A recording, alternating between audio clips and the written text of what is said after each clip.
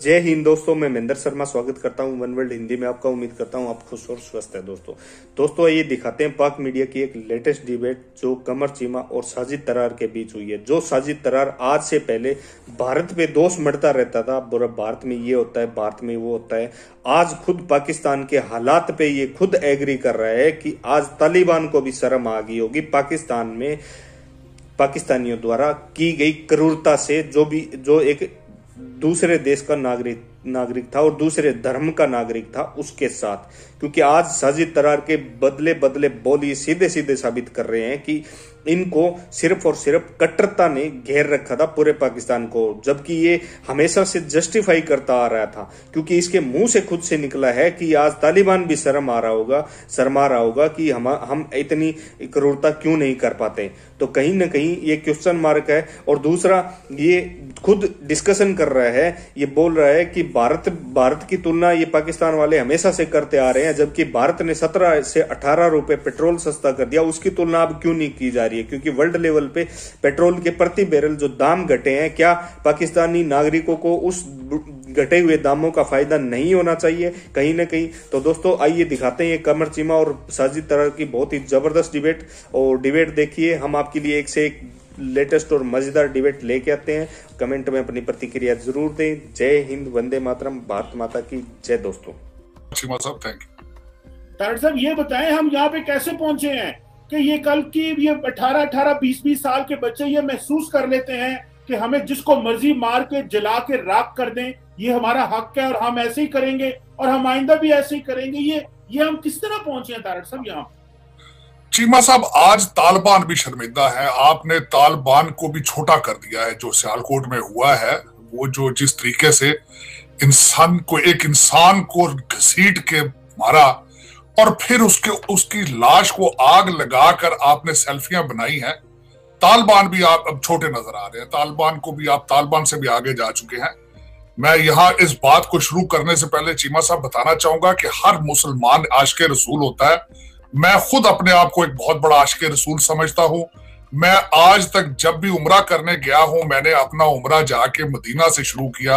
हजरत मोहम्मद सल्लल्लाहु अलैहि वसल्लम उनके जाके मस्जिद नबवी में चंद दिन गुजारे वहां से उम्रा करने के लिए। तो ये जो ठेकेदार है, इनको इस्लाम का नहीं पता। सबसे बड़ी बात अफसोस कि ये इस्लामिक कंट्री के अंदर इनको पता नहीं है। मेरा सबसे पहला क्वेश्चन मैं दो पॉइंट ऑफ व्यू से बताना चाहूंगा, अपनी लीगल एजुकेशन की वजह से और एक ओवरसीज पाकिस्तानी जो वॉशिंगटन डीसी में बैठा है, जो पहले ही रोजाना खून के आंसू रोता है अपनी मादरे मिल्लत की हालत पे।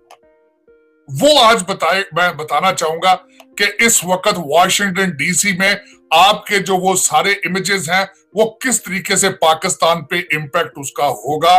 और इस वक्त आपकी रियासत, आपने पहले बताया है कि रियासत के हालात, मैं समझता हूं कि रियासत, मेरा बल्कि क्वेश्चन आपसे भी होगा, 22 करोड़ लोगों से भी होगा, इस्लामाबाद में बसने वाले लोगों से भी होगा कि रियासत को छोड़े, गवर्नेंस कहां है, गवर्नमेंट कहां है? आज कौन को बता रहा है कि फैसले को कहां से आ रहे? एक पेज कर करके दो अदारों को, एक जमहूरियत को, नेशनल असेंबली को, और जो एक अदारा बचा था पाकिस्तान को, उसको भी घसीट के गंद में ले जाके आज उसको भी बदनाम तरीन कर दिया गया। इस वक्त कोई समझ नहीं आ रही। अब मैं लीगल पॉइंट ऑफ व्यू से ये बताना चाहूंगा, मैंने इस्लामिक लॉ पढ़ा जब मैंने पाकिस्तान में LLB की, फिर मैंने यहां से आके लॉ पढ़ा। तो एक चीज होती है, उसको ड्यू प्रोसेस कहते हैं। एक चीज होती है जिसको कहा जाता है कि day in court, by day in court. ये कोर्ट का काम था, उसको सजा दी जाती। और सबसे पहले पूछने वाली बात यह थी कि उस बंदे को पता था जो चीजें, जहां पे जो मजहबी लिटरेचर उसने ये कहा गया कि ट्रैश किया है, उसके ऊपर क्या लिखा गया है? उसको क्या पता था कि इसके कॉन्सिक्वेंसेस क्या होंगे एक इस्लामिक कंट्री में? क्या उसकी स्टेट ऑफ माइंड थी इस तरह की तस्दीक करने के लिए? उसके बाद जो आपके गवाहान होंगे, आपके जो लोग विटनेस होंगे, उनके पीछे उनकी कोई इल विल तो नहीं थी? राजकों को, उस इंडस्ट्री को तबाह करने का, फाइनेंशियली या कारोबार में तबाह करने का कोई मंसूबा तो नहीं था? यहां पे ये भी शवाहिद मिल रहे हैं कि मैंने सुनी है ये बात कि इस राजको कंपनी के अंदर पहले एक चपकलश चल रही थी कि 11 बजे लोग, हर जुमे वाले दिन लोग 11 बजे से 3 बजे तक चले जाते थे जुमे की नमाज पढ़ने के लिए। और वहां पे चबकलश इंतजामिया की चल रही थी कि उनका टाइम कम करके 1 से 3 बजे किया जाए। लेकिन ये काम कोर्ट का था, लोगों ने इसको हाथ में लिया है। क्यों लिया है? क्योंकि आपकी कंट्री पहले ही जुडिशरी आपकी दुनिया के 130 ममालिक में से 126वें नंबर पर है। दूसरा, डेमोग्राफिक देखें उसका कि क्या है। वजीराबाद, सियालकोट नहीं है, वजीराबाद है। ये वही जगह है जहां पे हमारी एक खास तंजीम बड़ा अरसा वहां धरना देके बैठी रही, जहां पे जाके पूरे मुल्क ने घुटने टेके उनके सामने उन्होंने कहा है कि हम तालिबान हैं, आइंदा हमारा कोई, अब हम आपके साथ सीट नेगोशिएट करेंगे। दुनिया की पाकिस्तान की मोस्ट लिबरल पार्टी जो कि अपने धरनों पे म्यूजिक बजाते थे, लड़कियां नाचती थी, उन्होंने कहा था कि हम आइंदा एक मजहबी तंजीम के साथ सीट एडजस्टमेंट करेंगे। और मैं सबसे बड़ी एक काबिले अफसोस बात कहूंगा कि उसका जो मुआहदा है उसको अभी तक डिस्क्लोज ही नहीं किया गया। और आज मैं आपने पहले बात की कि कहां जा रहे हैं। आपकी जो इस वक्त टूटी फूटी हुकूमत है, उनकी स्टेटमेंटें मैं सुन रहा हूं, वो क्या कह रहे हैं? वो कहते हैं ये सोसाइटी का इशू है। एक बंदे आपके हुकूमती नुमाइंदे के मैंने स्टेटमेंट सुनी है, उसने कहा है ये पहला वाकया नहीं है, 1 महीने में 3 वाकयात हो चुके हैं। उसने 4 सदा और एक और वाकये की भी बात की है।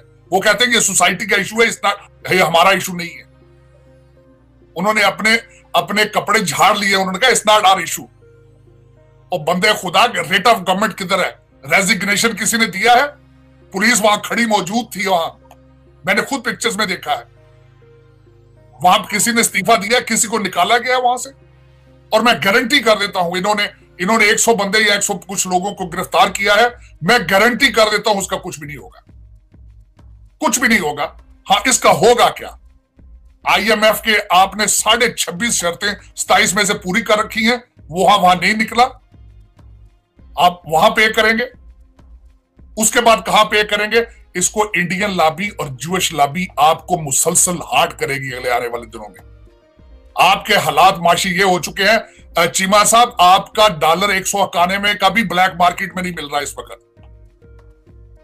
आपका 400 अरब रुपए का एक मिनी बजट आ रहा है। अब मैं आपको एक और बात बताने चलूं। आज नुमाइंदे आपकी गवर्नमेंट के किधर हैं जो कहते थे इंडिया के साथ पेट्रोल को कंपेयर करते थे? इंडिया के अंदर 18 रुपए पेट्रोल सस्ता हो गया, इंटरनेशनल मार्केट में $15 पेट्रोल सस्ता हो गया। आपका सस्ता क्यों नहीं हुआ? क्योंकि आपने मुल्क बेच दिया IMF के सामने।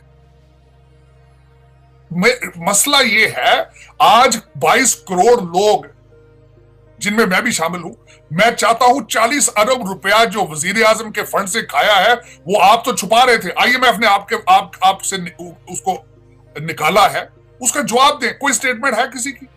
किसी ने कुछ शो किया उसके ऊपर? तोशा खाना के अभी तक उसके जवाब आने बाकी हैं। लेकिन आपके 40 अरब रुपया, मैं कहता हूं रियासत मदीना और आज हजरत उमर की मिसालें कहां हैं? मेरी समझ से बाहर। I want to listen. आज इतना बड़ा कंफ्यूजन है, ना सिर्फ महंगाई, आपने सस्पेंस कर करके लोगों को मार दिया। मैं लोग इतना घुटन इस वक्त पाकिस्तान में महसूस हो रही जिसका हाथ को नहीं। फैटफ के शोर डालते थे, अब फैटफ किधर गया?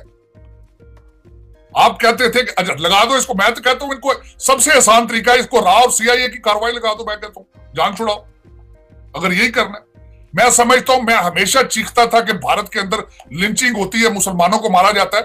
आप तो उनके भी नंबर काट गए। मेरा ये इंसानियत इस तरीके से मेरा मकसद है। मैं जानवर भी नहीं इस तरह, मैं नौज बिल्ला इस तरह करते। और देखें, मैं ये समझता हूं कि पूछना चाहिए था भाई किस तरह हुआ है, क्यों हुआ है। सियालकोट के अंदर पहले इन्होंने 2 भाइयों को वो मारा था इसी तरीके से। मेरी समझ से बाहर है कि इस वक्त हमें गवर्न कौन कर रहा है, हमें लीड कौन कर रहा है, या आगे फ्यूचर में कौन करेगा। जो भी जिम्मेदार अदारे हैं, जिनको जो भी जिम्मेदारान है, उनको अपने अपने वो जो बिलों से बाहर निकल के लीड करना पड़ेगा। इस तरह नहीं चलेगा। खान साहब ने तो कह दिया कि 3 महीने मिनिस्टर बाहर नहीं जाएंगे। उन्होंने तो 3 महीने बता दिया कि 3 महीने क्रूशल है। वो तो हालत जंग में उन्होंने तो अपनी पोजीशन ले ली है। बल्कि मुझे किसी ने यहां तक बताया कि उन्होंने कहा कि मिनिस्टर 3 महीने इस्लामाबाद से भी बाहर नहीं जाएंगे। हालात इतने नाजुक हैं। तो मुझे ये समझ नहीं आ रही कि अगर ये हालात हैं और इन हालात में ये जो है, मेरी नजर में एजेंसियों के बगैर पाकिस्तान चिड़िया पर नहीं मार सकती। इतना बड़ा वाकया हुआ है जो पाकिस्तान को मैं समझता हूं 20 साल पीछे ले गया। आप मुझे ये बताएं, मैं बाहर बैठा ओवरसीज पाकिस्तानी हूं, हमारे ऊपर एक जिम्मेदारी लगाई जाती थी कि पाकिस्तान का इमेज सॉफ्ट किया जाए। रहील शरीफ साहब ने कहा था कि हमने अच्छे तालिबान बुरे तालिबान की पॉलिसी कैंसिल कर दी है, हमने 75,000 लोगों की जानों का नजराना पेश किया है दहशतगर्दी के खिलाफ। आज फिर आप कहां हैं? आज आप तालिबान आपसे छोटे नजर आ रहे हैं आपसे, और इसको आपने हैंडल ना किया, द गेम इज ओवर। मैं बता रहा हूं, अगर इन कॉन्सिक्वेंसेस को आपने ठीक ना किया, एक फॉरेनर जो 11 साल से पाकिस्तान में रह रहा था, 2 बच्चों का, मासूम बच्चों का बाप था वो, उनकी बद्दुआएं बर्दाश्त नहीं, ये पाकिस्तान बर्दाश्त नहीं कर पाएगा। ये मैं बता रहा हूं। इंटरनेशनल कम्युनिटी इस वक्त, मैं बता रहा हूं, आप तो पहले ही बहुत पीछे थे। इंडियन डायस्पोरा को तो, इंडियन लॉबी को तो आपके पास सकत ही नहीं ना उनको फेस करने की, लेकिन उनको आपने इतना बड़ा टूल उनके हाथ में दे दिया, आप सोच नहीं सकते कि इसकी प्राइस कहां पे करेंगे आप।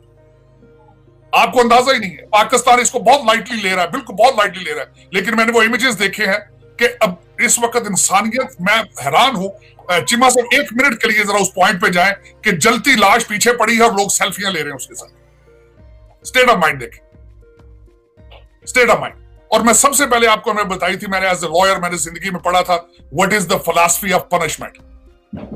फिलॉसफी ऑफ पनिशमेंट ये होती है कि अगर सोसाइटी में इस तरह का जुर्म किया जाए तो उसकी सजा इबरतनाक दी जाती है ताकि दूसरी सोसाइटी उसको कमिट ना करे। लेकिन यही है कि आपकी जुडिशरी भी फेल है। आपके अली अहमद कुरद साहब के जो वाकया जो उन्होंने कहा है, मैं एक एक लफ्ज उनसे एग्री करूंगा, एक एक लफ्ज उनके साथ करूंगा कि जिस तरीके से चौधरी साहब ने ईडन सोसाइटी वालों से रिश्तेदारी कर ली थी जब उनके सामने पेश हुए थे, और जिस तरीके से दूसरे जजों के इस वक्त वीडियो सामने आ रही हैं, ये क्या हालात है, कहां जा रहा है मुल्क? मेरी समझ से बाहर है कि लीड इस वक्त कौन कर रहा है, हमें रिलीफ कौन देगा, बचाएगा कौन? मैं बिल्कुल अफसोसनाक, मैं इस वक्त वॉशिंगटन डीसी में, वो कहते हैं कि मेरे पास amount of words what is going on in Pakistan. बिल्कुल सही कह रहे हैं आप।